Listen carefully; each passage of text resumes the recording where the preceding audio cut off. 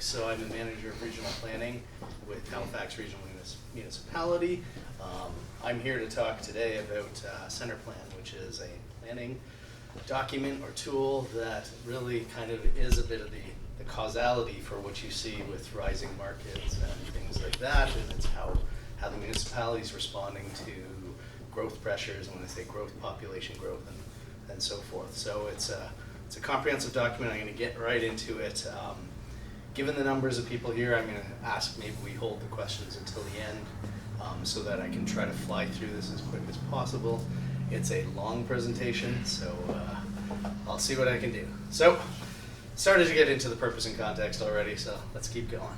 So ultimately, it's a plan and land use bylaw for the municipality. This is something, not that we haven't had them in the past, they're just heavily dated. The idea is to reflect current context, current planning principles, opportunities and challenges in the municipality. The plan itself was based on strong vision, core concepts that were based upon research, community, and stakeholder consultation, review as well with those groups. The plan, it's not just a land use plan or a planning document. It's supposed to balance economic growth, the need for housing, culture, heritage, mobility, environmental protection. It's also supposed to tie into municipal investment. And when I say municipal investment, that's investment in roads, investment in things like alternative transportation, parkland, and so forth. And this is Center Plan as we have it right now. It's a two-phase package. We completed Package A, which was for largely the development areas in the regional center, and then Package B is the subsequent step. So keep going. So here's a little bit of the history on what got us to where we are, at least at the end of 2019. And so this presentation is a couple months old, so some of the stats will even be a little more impressive or unimpressive, depending on the context and what you're coming from later on. But the plan passed officially in November of 2019 with council approval at the end of September, and it had to go to the province for a ministerial assent. But what it does is this goes back to amalgamation of the municipality. So for those that weren't aware, the municipality amalgamated in 1996, which brought into HRM, Halifax, Dartmouth, Halifax counties, and Bedford, all into one municipality. And so I came here in 2018, so it's still new to me. But then from that point on, we started to get some of our land use plans in place. And so it began with the Dartmouth plan. So that was Downtown Dartmouth Plan Land Use Bylaw in 1998. As well as a first regional plan for the municipality that came over 6 years. A lot of these planning processes take numbers of years to get to where they are because of the complexities, but that came in 2006, and then we got into our Downtown Halifax plan, so also known as Halifax HRM by design. And then we started the beginnings of the next step on the regional plan, getting that finished up in 2013, and then in 2015 we really started the Center Plan project. And it took us 4 years to kind of get where we are, and that's the approval of Package A.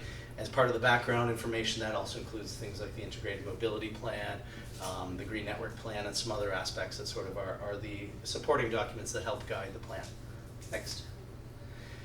So this is your context. So this is the regional center for those who don't understand what I'm saying. It's the peninsula of Halifax as well as Downtown Dartmouth, which is within the circumferential highway. Population in 2016 was 97,000. I anticipate that's well over 100,000 now, given the recent growth we've had, and that much of the growth is actually occurring within the regional center.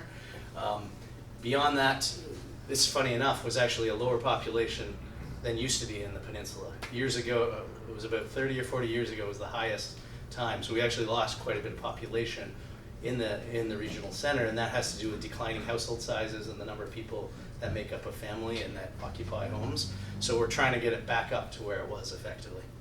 Next slide. Did we skip one there, or did it? Okay, sorry. Okay, so to give you context, the regional center, the area in purple, 0.6% of the land area. I'm not sure which real estate district that is or which ones that makes it up, but it's a small percentage of HRM as a whole, but it has more than 25% of the population. I anticipate that number is going to keep going up and up. Next slide. So as well, it's got much of the regional housing all the new housing starts that are in there, there's 36% of them are in the regional center, and I even anticipate this number's gone up significantly since 2017 when you look at the number of development permits and building permits that have come in over the last few years, and a lot of the growth we're starting to see. If you look around at the within the regional center, the number of cranes that are around, that really gives you an idea about how much growth that is. Now, a lot of that's rental, but still you're seeing a lot of growth. This was an old stat of 1.6% vacancy rate. That's apparently down to 1% now, and even less on the peninsula. Here as low as 0.4% in the south end of the peninsula. So you're really seeing pressure on the market. You're seeing pressure on available spaces for people to live. Next. So here this kind of shows some of the vacancy rates versus the number of actual building completions. So despite the fact that we're having record numbers of actual housing starts and housing completions, we aren't keeping up with the population that's coming in. There's been some recent stats that we're just under 10,000 new people added into HRM last year alone. And much of that is fueled by immigration. So this is part of the, like, I hear CMHE stats that say, you know, we might see a decline. I don't see it happening because much of what drives your market is population growth. And if you're seeing massive population growth, you're going to see constant demand for housing and so forth. So you can see the numbers, the trends are going, the trends are going down. We can't keep up. And the idea is that part of what our job is to do is try to enable as much growth that can occur as possible. We want there to be new housing. We want people to provide the housing to support the people coming in, because it's all good for the economy and growing the municipality and all the positives that come with population growth to a municipality. Next up. So this is where it starts to get into the complexities of what we are as a municipality and how you interpret your land use bylaws and zoning. And right now there's, within HRM, I'll say before we approved it September 2019, there are 21 plans, 22 land use bylaws, which means you can have something, you can have C2 as an example, which I know is zoning that a lot of people understand here, and it can be slightly different in each of the zones. So it makes it really complex. So what our group is tasked to do is to get rid of this complexity, to really simplify it, get it down to, it's actually 3 plans and 3 land use bylaws ultimately in the end. The reason we say 4 and 4 has to do with the current complexities of the regional center right now. But the ultimate goal is to have 1 plan land use bylaw for the regional center, 1 plan for what we call the suburban areas, and 1 plan for the rural areas. So it really makes it a little more simple, and each one will have slightly different variations, but you won't have the same kind of variations that currently exist. And if you go to the next slide, you'll see the real complexity of where things come in. So there's 481 different zones within HRM, and in the regional center alone there's 57. So good luck trying to figure out what's what. So the whole idea is we're trying to simplify it, trying to make it a little easier when it comes. And a lot of this it's for the development world. It's like, what can you do with your properties? What can you do otherwise? But it's about making things work a little better and updating things. Next. So getting into a little bit of the planning process. So here, I mentioned we sort of started this process in 2015. That process involved a lot of community consultation, hearing what people wanted, what the feedback was, hearing what investors wanted and so forth. So there was engagement with the community, defining what was needed. We call it learning together, understanding what's important to people, what makes up a great city. We had some checking in feedback, so we heard the feedback from the people, and then it's like, we adjust our plan as such to respond, and then ultimately we got through to the final adoption path, which was to take it through a number of steps to get to council. Next. Here's an example of the amount of community engagement we did. One of the things I always point to is the number of times that the document itself was downloaded through that period, and this is through November 2018, so it was almost downloaded 25,000 times, which just shows the number of times, the amount of people that are interested in what's happening. And I find this a fascinating phenomenon for HRM. I came from Southern Ontario, and policy documents don't have the interest there that they seem to have here, so good on you guys. Next up.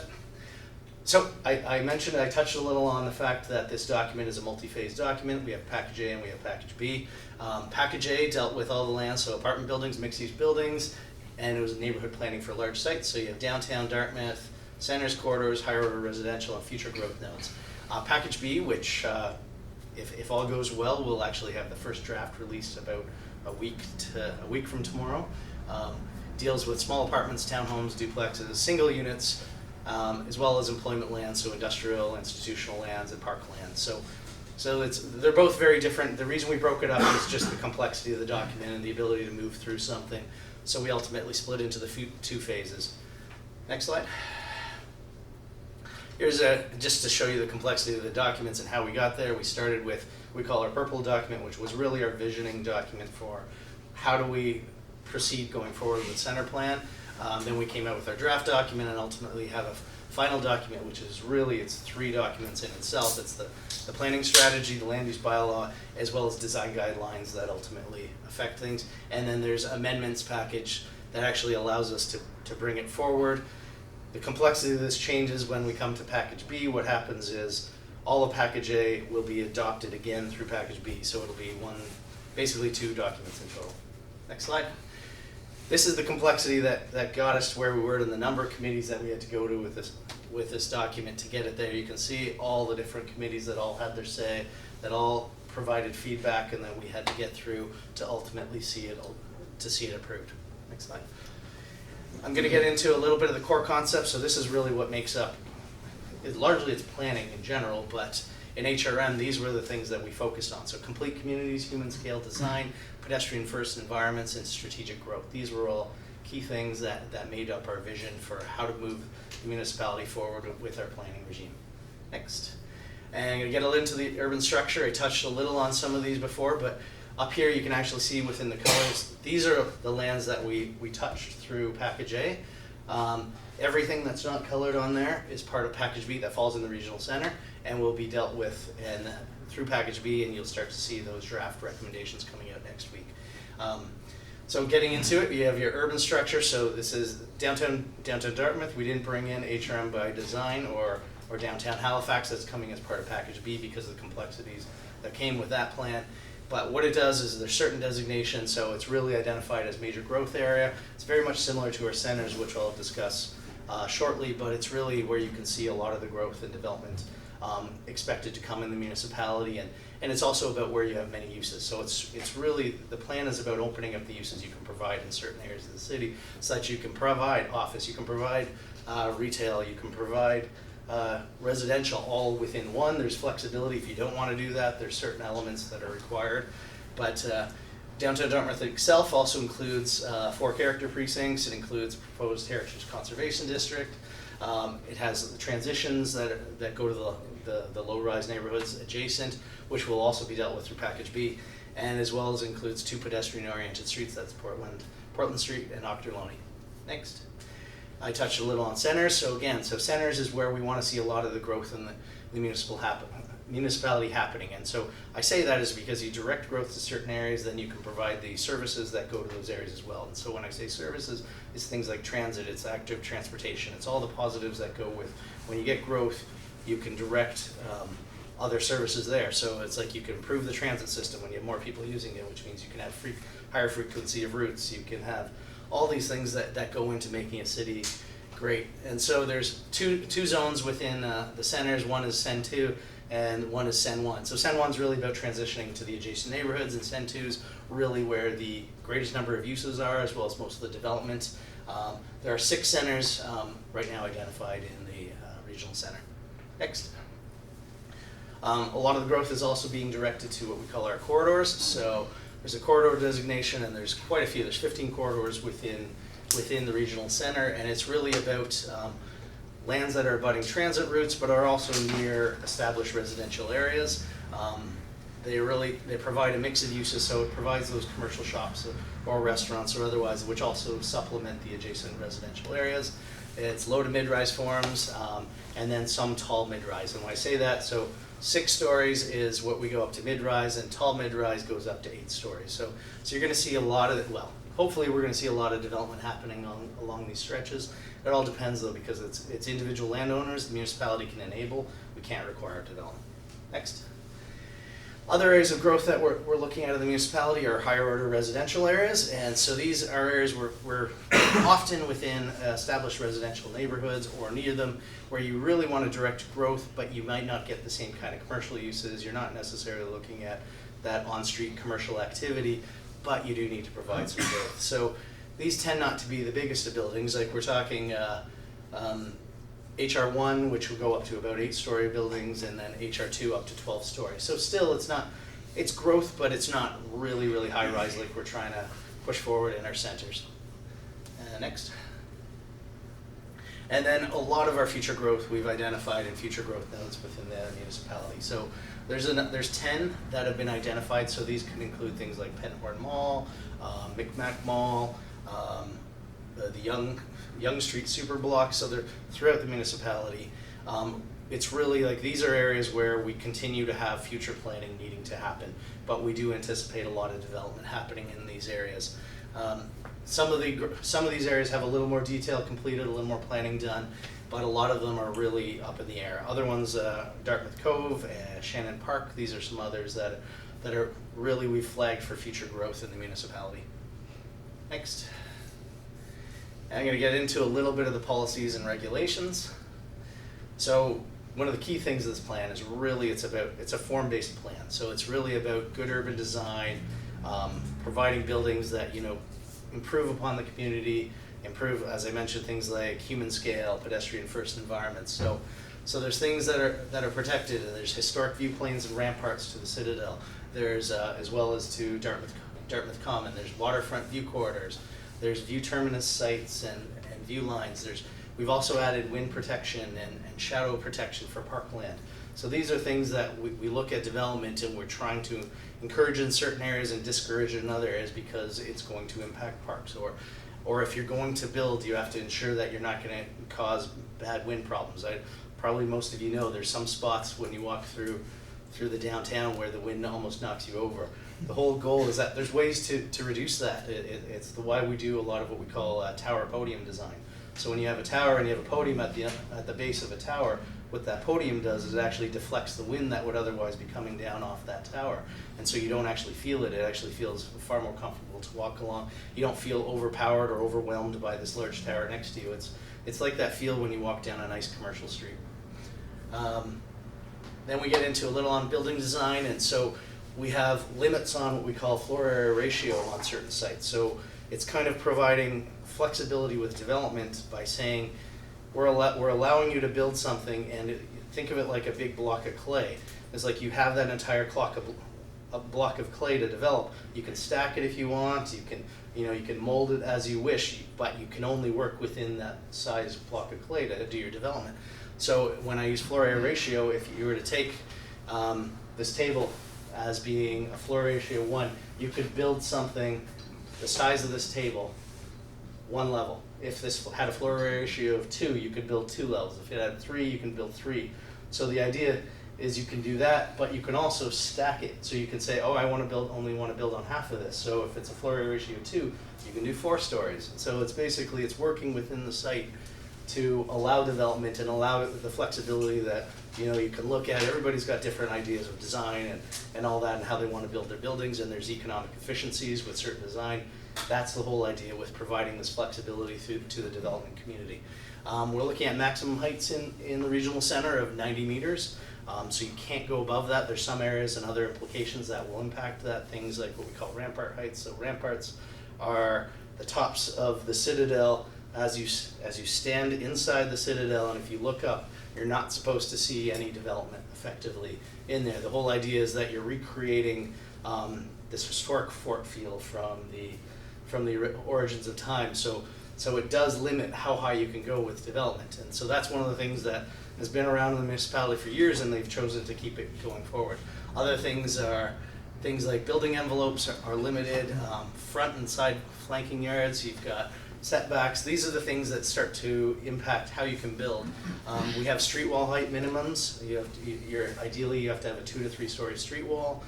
There's certain step backs that help provide that human scale element, help with the wind and so forth. We also have the size of towers are limited. Now it's like 750 square meter floor plates is the maximum you can allow in a tower. If you look at something like the Maple downtown, that far exceeds the 750 meters. That's, I think it's around 1,200 meters. There are going to be no more Maples going forward. They're smaller buildings so that you have less of an impact on light, so you can have so light can pass through it, so there's views through it.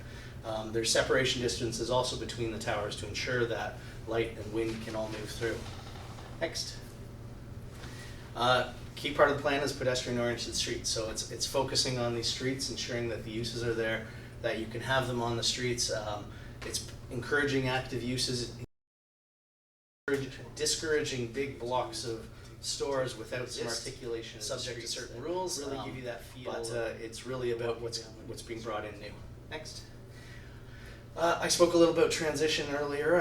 This is really about showing how building heights can transition to neighboring residential buildings. It's about protecting existing communities from new developments such that they don't overwhelm communities. There's ways to do this. There's certain setbacks, there's step backs, there's transitions, there's landscape buffers. These are all things that you can do to help protect your urban environment. Next.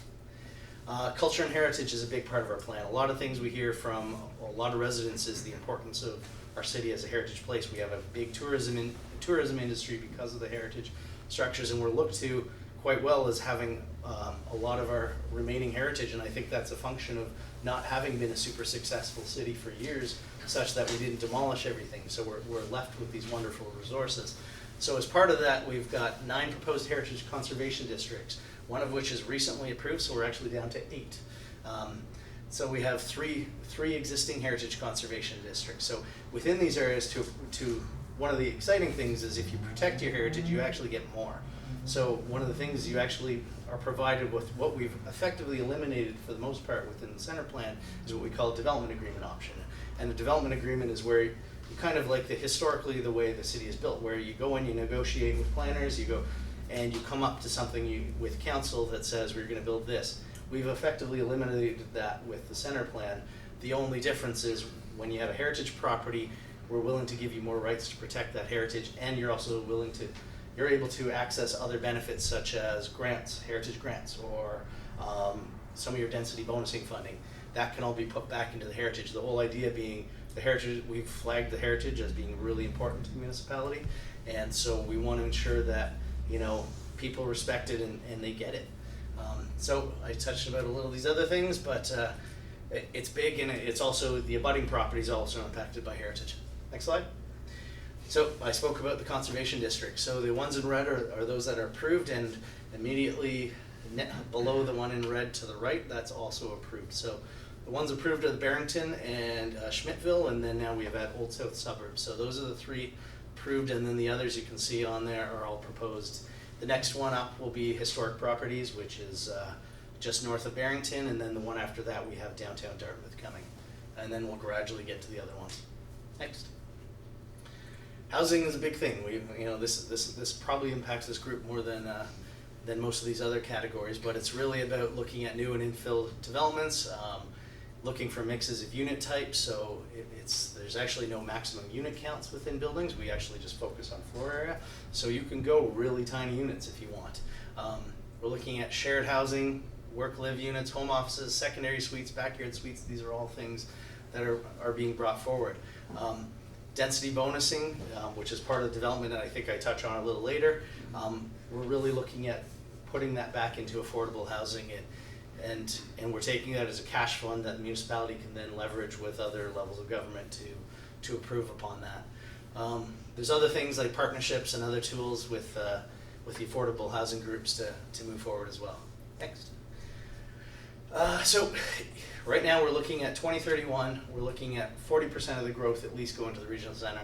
I trust this is actually even going to go higher because of the demand. You're starting to see people want to live downtown, whether it's the young people today or people in the retirement ages. They appreciate having the restaurants, the walkability, and all those things. So we've flagged for there to be at least 18,000 units and 33,000 residents into the regional center by 2031. That's based on a 1.5% population growth. That number is low. I'll say that right now. I think we had in the neighborhood of 2.3, I think is our newest one, because of the growth that we're now experiencing. So the pressure is on to provide more and more, and I'm hoping that will incent the private industry to lead to the development. Ultimately, we have areas like we've basically reviewed what we've put forward in center plan, and even using a few of the areas within that, we have at least 3 times that growth available. So we're talking more than 54,000 units are available now, and about 100,000 people with everything built out. We actually think it might even be 10 times, because not everybody's going to develop their sites. So we want to make sure that those that want to develop have that opportunity. So that's what. So I talked about that. And so really, center plan is looking at, it's like a 2031 time frame. That might need to be updated sooner. Part of this whole process is to regularly update these plans. I spoke about the downtown Dartmouth plan coming in 1998 and Halifax by Design coming in 2009. So those ones aren't as old as the others, but the other 2 plans that came into center plan date to 1976, and they actually have a lot of their zoning enshrined in the first plan that came in like the 1950s. So things have changed a little in terms of the housing front since then. But we're looking at a long-term outlook, and we're aligning it with our strategic infrastructure, making sure that our pipes are big enough, that any expansions with Halifax Water, that any of the infrastructure needed is there. And that's one of the advantages of really isolating or centering your growth in a downtown area, is that it actually becomes cheaper for the municipality. It costs less to service each unit. It's actually shocking how much cheaper it is to service a unit when it comes to pipe, garbage removal, transit service, and all that in the regional center versus one that's out in the suburbs. We're talking about less than half the cost. So that is better for the municipality when it comes to property taxes and things like that. You can actually make your money go further. Next. Getting a little into economic development again. This plan, it's about providing certainty. It's about no longer speculating on what you might be able to get away with, how good a negotiator you are. Municipalities basically come out and said, you can have this, you just have to do it. There's no longer the long process that comes with going through rezoning or amendment applications, MPS applications. You come in, you submit your site plan application, and you might have your building ready to go in 3 months. So that's it. And we're also, one of the things, and it's not my group, but HRM is really speeding up the process by which you get your permits, by which you can get your site plan approval. We've implemented all these other strategies to really encourage development to occur. Beyond this, there's opportunities for small-scale property owners. You don't have to be this big developer to benefit from these. Some of this can also be with the way we're looking at secondary suites. You can add potentially a backyard suite to your property, which allows for that potential additional income. There's the ability to split your unit into multiples. So there's lots of ways that people can engage in this themselves. Urban design, heritage protection is better for the tourism industry. We hear this time and again from Tourism Nova Scotia. It's just that people actually come here for our heritage buildings. And it's really about, beyond that, and this comes a little into package B, is about innovation and our innovation districts and things like that, and incentivizing people to be here, that want to be here, making the municipality a place you want to live, that people want to come to, because that has the offshoot benefit of just growing the economy. Next slide. This one, I know every time I give one of these talks to the real estate group, is a big thing. A lot of people don't want to hear about reduced car parking, but that's one of the things we're pushing. There's like reduced requirements. One of the reasons why, you can build a building for a ton less if you don't have to provide parking. If you can get people to jump on the fact that transit is an option, that cycling is an option, if you're not providing underground parking, you're saving probably 1/3 the cost of your development. So that further incentivizes, it might be difficult. You're looking for tenants that don't expect a car, and I understand there's certain areas of the municipality that's not really reasonable, but on the peninsula, I believe 50% of people already don't use cars to get around. So it's really about enforcing that, reinforcing that, and basically allowing, people or the economy or the developer to dictate what you want to do. You can still provide parking, but you have to look at it from your analysis and whether it makes economic sense. Pushing for things like bicycle parking requirements. We do have some parking requirements in higher order residential areas. If you provide bicycle parking, you can reduce those requirements even further as well. We're trying to focus our growth near transit. Again, this starts to improve the transit system, and it has the spin-off effect Policy and design requirements are looking at street grids, pedestrian connections, so we're really trying to look at different ways to move people in the municipality.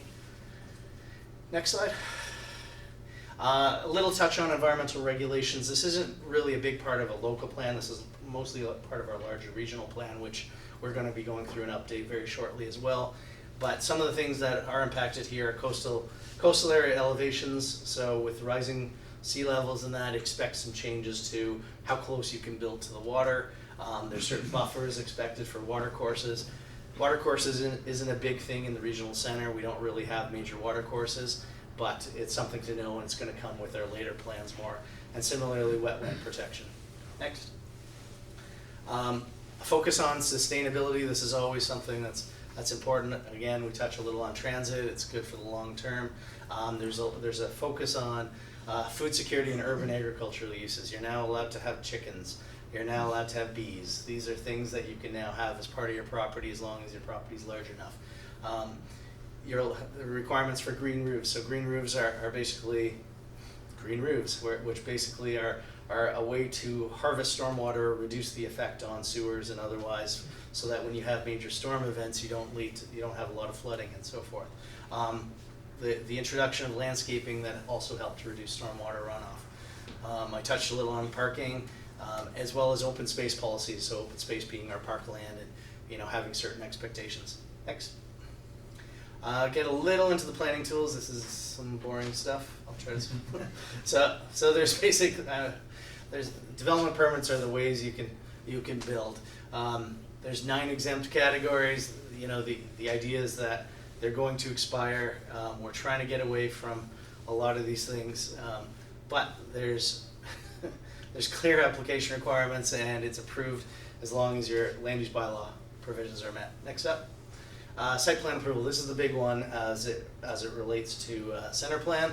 So all package A lands are subject to site plan approval. That won't apply to package B. There's 3 levels based on the size of your development. If you're under 2,000 square meters, you have site plan level 1, and the requirements for that are very minimal. It's about putting, it's basically nothing. Between 2,000 and 5,000 square meter buildings, you have, I believe put a sign on your property advising that development's happening. Over 5,000 square meter buildings, you have to have a public engagement session. And when I say engaging, it's really about informing. It's not about seeking feedback, it's just about telling people what's happening. That's one of the things, is by providing all the provisions of this plan right up front, is that you're not going out there having to fight with the community for more or ask. It's really about, this is what's happening, just telling the public to expect that you're going to be digging soon. There's other things that come into play. There's design requirements, variations. These are still elements that come as part of our land use bylaw.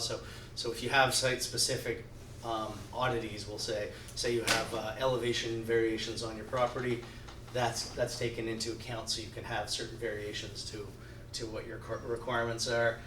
We're bringing in what we call the Design Advisory Committee to review certain levels of applications, and they'll provide feedback, etc. We'll skip the other stuff. Next.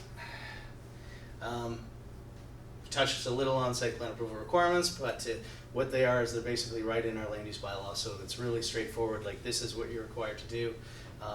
And there's 44 site and building design requirements. So this is where what we've done is we've taken what we call a design manual, and we've basically incorporated it into the plan. It's it sets the stage for how we want you to build. What are some of the benefits of things like cornice lines and step backs, and how these can make better buildings. Next. Development agreement options. We've basically eliminated most of the development agreements. I spoke about the heritage ones earlier. The only other ones are where you have future growth nodes, because planning still has to be done for those areas. We have, for lots that are greater than 1 hectare in size, you still can go through a development agreement process if you desire. Then if you have expansion of non-conforming uses, so these are small expansions to existing buildings you might have, and a use that you have there, you can go through a process to expand upon them, but it's very limited. When you're changing to a less intensive non-conforming use, so this would be, say, switching from industrial to commercial, it might be considered less intensive, so it's something we'll let to occur going forward. The King's Wharf area is a special area here because of the complexity and size of that. that area. And so for those that don't know Kings Wharf, that's right downtown Dartmouth. And then we have one site-specific area that just had to do with the complexities of trying to get this plan through really fast and at the end, and that was what we call Roby Street Special Area. It's the Cruikshank Funeral Home lands right on Roby by Quinpool. Next. Touched a little on design manual.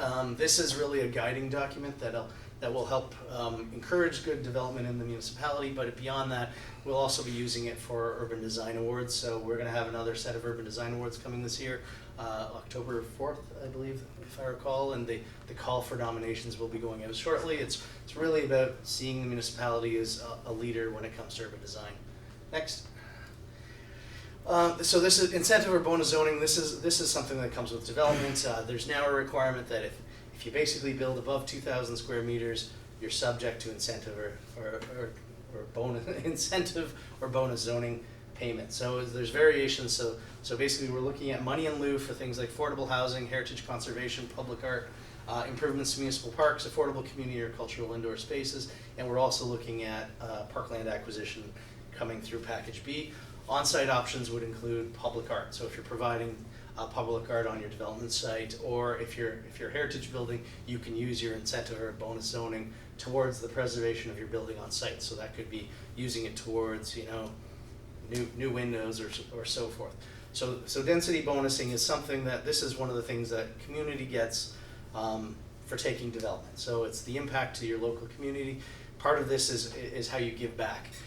It really is a fairly minimal impact. Some will say it's more than others, but let's say you increase the value of your property through this, basically $1 million, the city claws back some of that money that you get through the increased rates. And when you actually boil it down, it amounts to about a 12% of that increase. So if your property is now worth $1 million more, city claws back 12%, and that would be effectively like $120,000. So it's not all profit for the developers. Some of it has to go back to the community. And like I said, 60% goes to affordable housing and the rest goes to the others, unless it's a heritage property where you can basically use 90% for the heritage building and then 10% to affordable housing. Next. And this is mostly what I just went through. And yep, let's skip. I spoke a little about the pedestrian wind impact performance. So now there's a requirement to actually put wind modeling through if your building is over, I believe, 20 meters in height, which is a 6-story building. Next. Shadow impact. So this is impacts that occur on parkland. It's about protecting certain existing parks in the city to ensure that they're not covered in shade that is created by development. So there's certain restrictions that you're allowed to put shade on the park, but you can't have it for so many consecutive hours. Next. Getting into the implementation. So this is, I spoke a little about investments in growth. So these are the things that the municipality is coming in. So it's not all the private sector. The municipality wants to show that we're also putting money into the city, that's improving upon life for the residents. So that money is going to things like parks, streets and streetscaping, things like Argyle, heritage incentives that go with the heritage conservation districts. There's certain urban design plans that are being put forward, like Spring Garden Road. There's pilot projects that the municipality is looking at. I touched on urban design awards. There's affordable housing initiatives going on, as well as the need to improve upon infrastructure. Next. From a governance perspective, there's slight changes that are coming in. Design Advisory Committee, I did touch on that. The Incentive or Bonus Zoning Reserve and Administration Program, we're bringing that forward very shortly to Council. There's the local community councils still get involved with land use bylaw amendments, and then those community councils will also address local planning issues. So we basically have a new community council that deals with regional center. We used to have separate community councils on one side of the harbor or the other. We're basically switching that up. Next. Adoption. And so it's really to kind of summarize, and then we'll get into some of the questions. It's basically a new plan. It's really based on strong urban planning, things that make a city good, things that make a city beautiful, looking at improving economic growth in the city, using design as a big basis, form-based codes, what we call them. It's a design plan. It's like build the city build the nice buildings, and that increases value, increases happiness, and all these other things that come with good urban planning. Supports other municipal investments, and again, we approved it September 18th, and it formally came into play in November. I think that's it. Thanks. This we're done. We're done ministerial decision. It's older presentation. We've got the implementation tools coming very shortly. I spoke a little about Package B, so that's going to be looking at community engagement, which is going to start in March. So I'd encourage you to come out. You can find everything you need at centerplan.ca if you're interested. And then we'll have on there the lists of engagement opportunities. We're going throughout the municipality for about 3 or 4 weeks. And then we're looking at a simplified adoption process for Package B with the ultimate intent to bring Package B forward in September of this year. Next. I think that's all.